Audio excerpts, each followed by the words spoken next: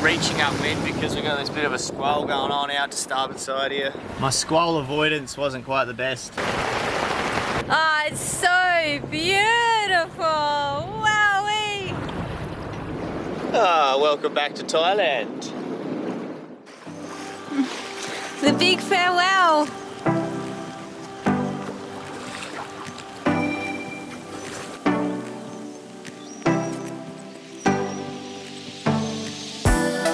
There'd be hundreds of dolphins here.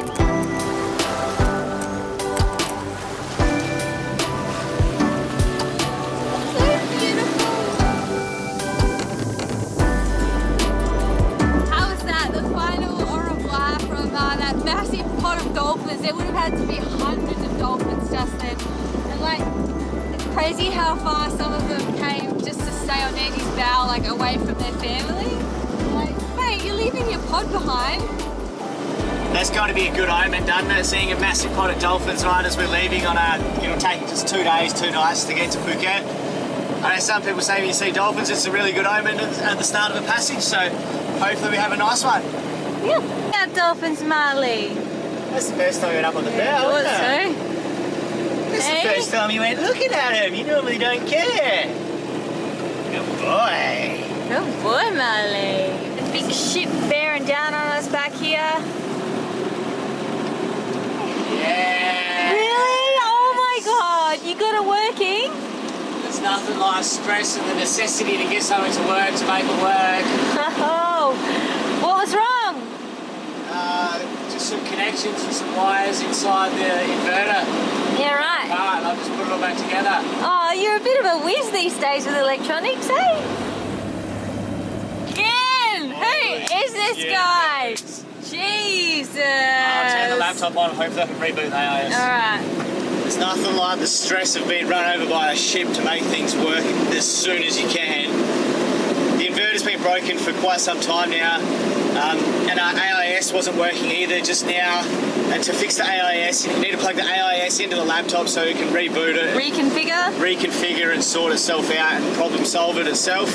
But we haven't been able to charge the laptop because the inverter's been broken. So after just trying for the last hour trying to get the AIS to work, I realised that that's probably the problem. So I had to fix this inverter while we've got these ships chasing us down. I don't know if they can see us or if we're transmitting our position, but we can't see them or what they're doing on our chart. So I don't know whether they can see us or not. So that stress of having to get that inverter working just had me downstairs ripping everything apart. But the inverter's working. Yeah. Woo. So we're crossing a shipping channel? We're crossing the Malacca Strait, which is the second busiest shipping channel in the world. So Sweet. Yeah. We kind of need that AIS. We could turn back and then have tried to figure it out, but hey, I remember from crossing over this first time, the busiest shipping lane was on this side. For this first 15 miles, this is where all the ships are passing through because they're going over to India or wherever else. So they're kind of coming around the top of Sabang and then cutting across to there. So this was the busiest area, so we wanted to cross this in daylight anyway. So we figured we'd just keep going. They really stack them, don't they? Starting to feel a bit more relaxed now. We can see what the ships are doing. They're still not coming up on our charts, but I can get them on the computer in what direction and their speed and everything, which way they're going. So got a bit better of an understanding, and I can just plot their own paths on my charts. But we're 3/4 of the way through the channel now.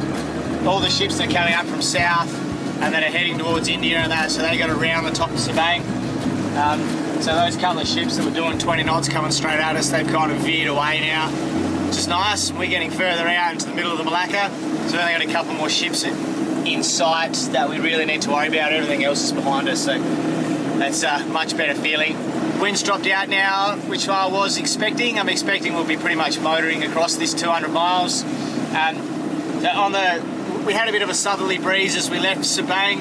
It's still affected on the Indian side of Sumatra, so on the Indian Ocean side you get all the southeast and the southerly winds that have been relentless and they keep blowing, so they push up the west coast of Sumatra. And then once you get around the top of Sumatra into the Malacca Strait here and in the Andaman Sea, you're affected by a different monsoon. So you have the northeast winds that come down from the South China Sea that blow across this area, and so it's really There's two different weather patterns that we've had to deal with. So rounding the Indian Ocean side and the southeast trades, and then now coming around to the northern hemisphere side into the northeast trades. So yeah, the season's kind of changed already up here in Thailand. So they've had some northeast winds pretty strong last couple of weeks, but the next few days is meant to be real calm. Pretty perfect for our passage across, so we're not bashing up wind. But yeah, we don't really have any time left in Indo anyway because our visas are expired.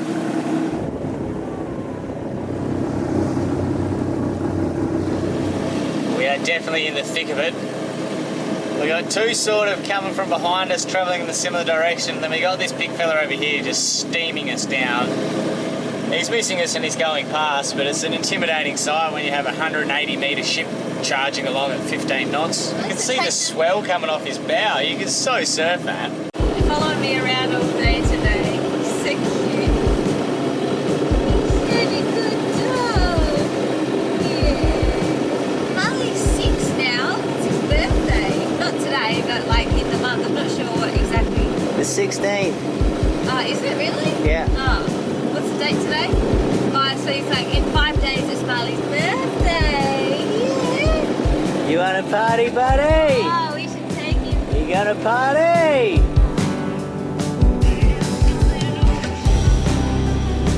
You sit there looking at these big massive things floating in on the horizon.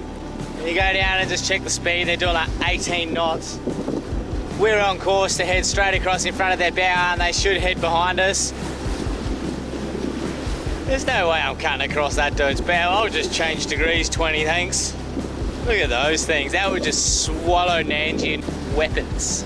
Speaking of weapons, it's crazy to think that Jessica Watson ran into one of those on her first night, on her first day, leaving the Gold Coast Seaway to circumnavigate and be the youngest person to do it. Like, she went downstairs, had a little nap because she was overwhelmed with the day, and then ran straight into a cargo ship and broke the mast, got away, like the boat was still intact. She got away with her life. That could have just completely, that could have killed her. So yeah.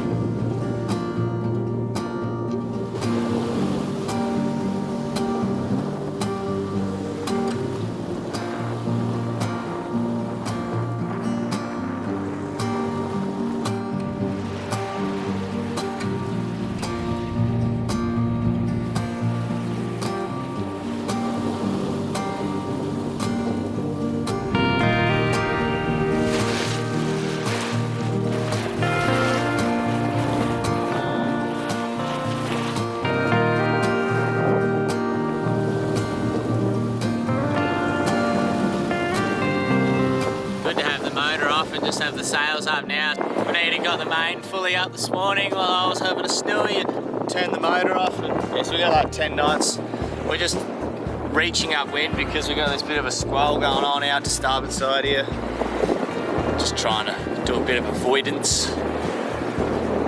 It's beautiful, been setting a good pace, and at this rate we'll get there at like 5 or 6 in the morning tomorrow.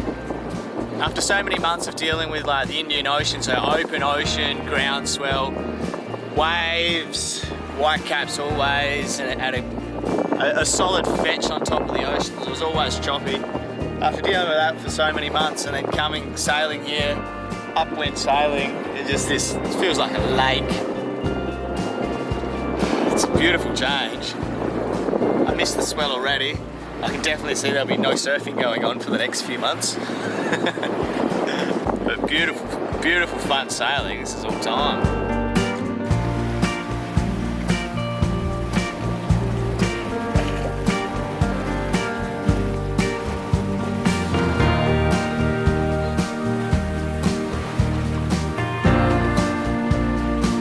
When Marley sleeps, he never really fully closes his eyes. He kind of gets that little side wink thing going on and gets this devil eye where he sleeps with his eyes open. And then if they flutter and he starts woof woof, he's the devil dog.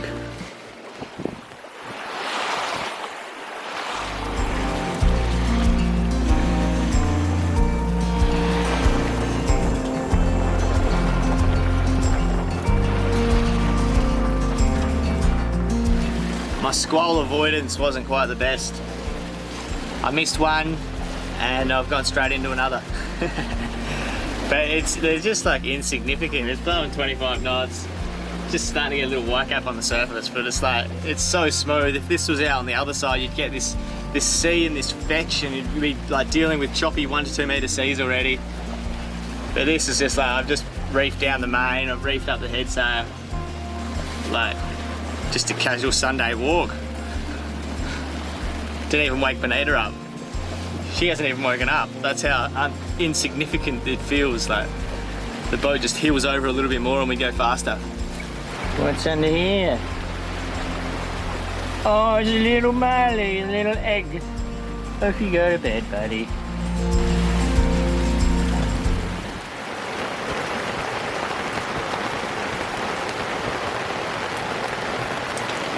So much for wind.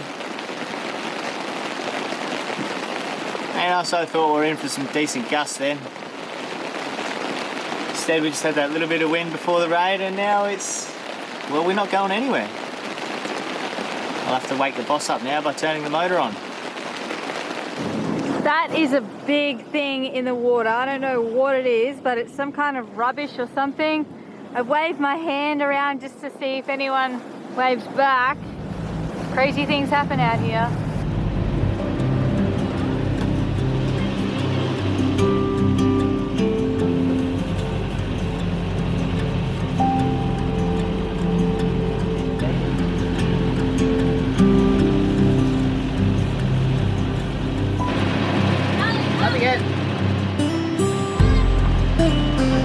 I like to wash Marley on passage. I think it's really nice for him and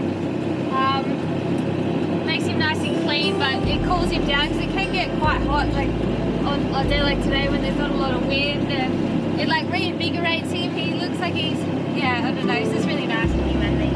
Hey buddy! I don't normally wash him in the shower, but our salt water pump is broken, so Marley had a freshwater shower in the actual shower today, so he's basically a human. Hey buddy! Yeah, look at him, he loves it.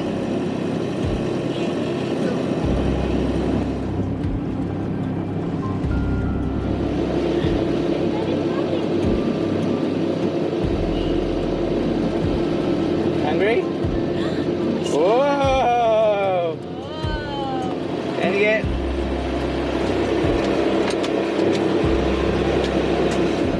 Just your everyday log. I got a story for you. Well, pretty crazy waters that we're sailing in at the moment. These two old, I don't want to say old, it's a bit mean, but they are old.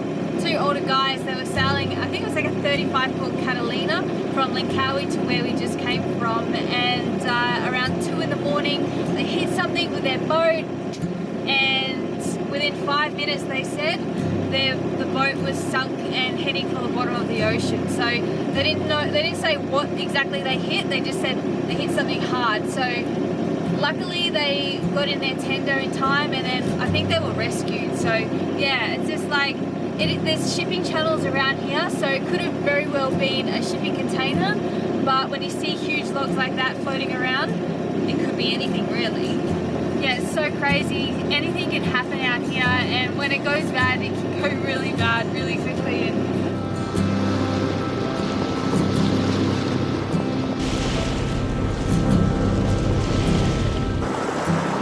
Dolphins up ahead.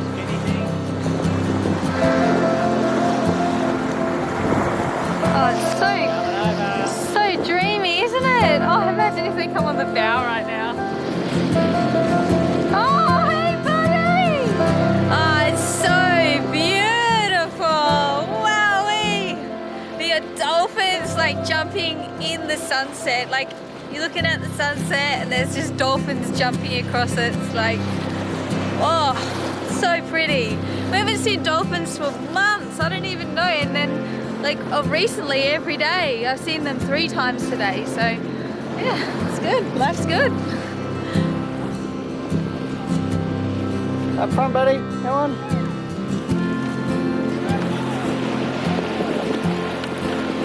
There you go. Family fun time on the bow.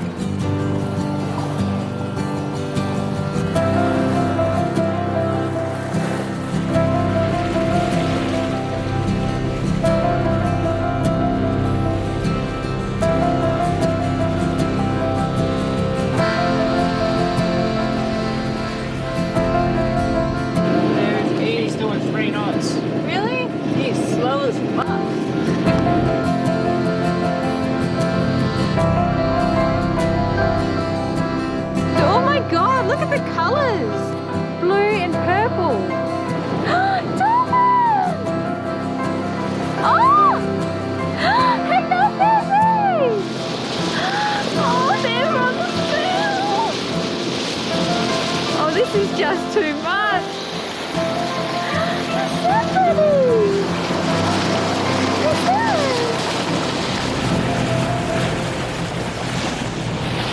This is just too much. It's just so beautiful. Oh, what an evening. Talk about the golden hour.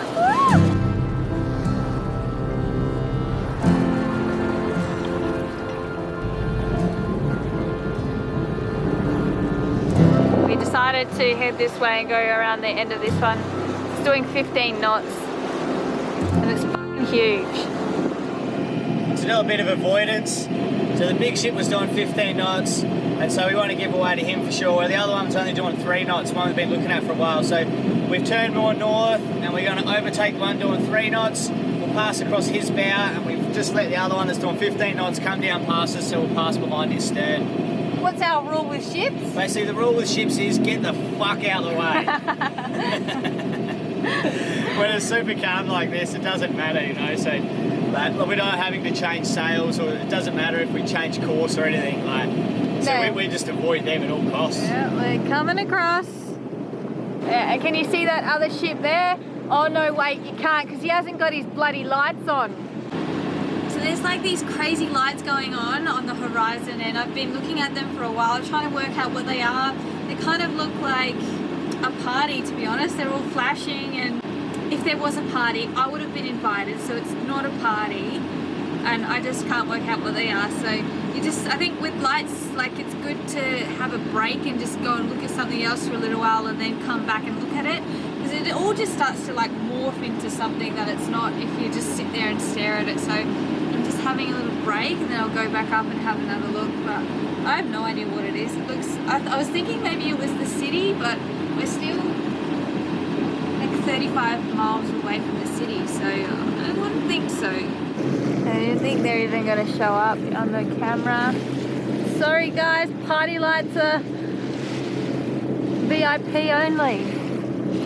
Oh, hello. And of course on the south of Thailand there's lightning in the sky. How predictable, you little Thai lady.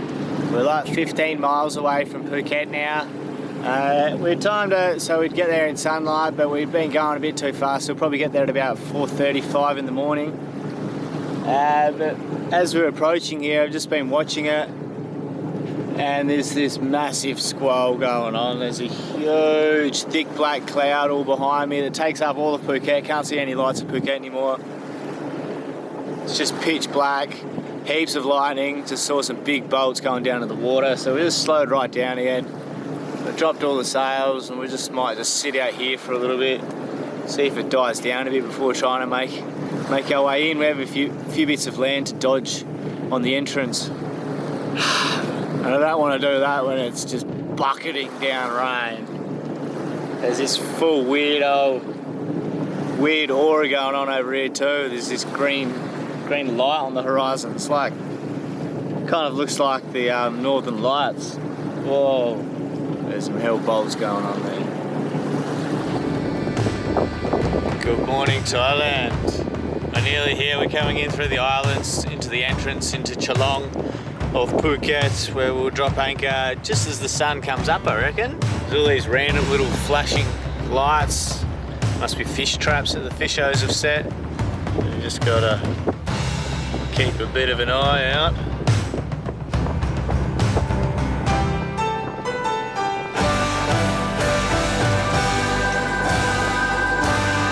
First thing this morning, we're going to have to find a beer and a burger for breakfast. I haven't had a beer for 3 weeks. So I think we've earned one. That's pretty much the most smoothest, easiest passage we've ever had to do. It was like a duck pond the whole way. We basically motored 80% of the way. Pretty boring, but easy.